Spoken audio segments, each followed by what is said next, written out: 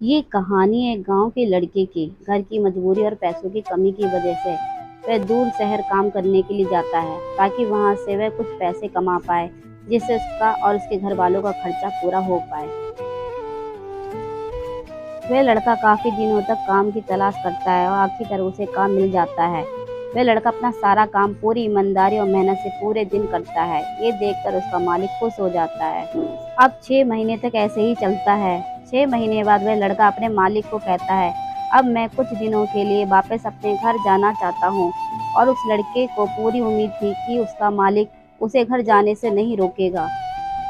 लेकिन उस लड़के के सोच से विपरीत उसका मालिक कहता है, नहीं, तुम्हें 2 महीने का थोड़ा और काम करना है और फिर उसके बाद अपने घर जा सकते हो।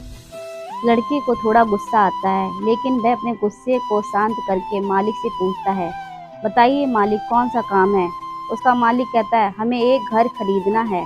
तुम पूरे शहर में घूमो और तुम्हें जो सबसे अच्छा घर लगे वह घर खरीद लो, और जैसे ही ये काम खत्म हो जाता है तुम वापस अपने घर कुछ दिनों के लिए जा सकते हो।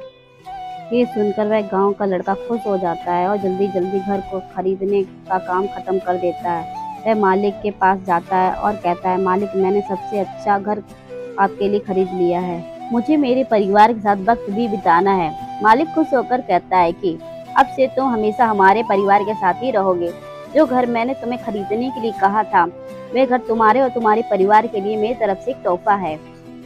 ये सुनकर वह गांव का लड़का खुश होने के बजाय मायूस हो जाता है और कहता है, अगर मालिक आपने मुझे पहले कहा होता कि घर आप मेरे लिए खरीद रहे हो तो मैं थोड़ी और जानकारी प्राप्त करके इससे और अच्छा घर खरीदता।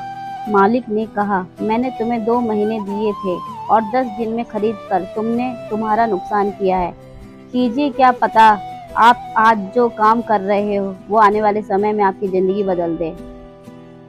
इसी तरह जिंदगी में हमारे साथ यही होता है। कहानी में जो मालिक था वह असल में वक्त था, और हमेशा वक्त के जाने के बाद कहते हैं कि अगर मुझे पता होता तो मैं इससे अच्छा कर देता।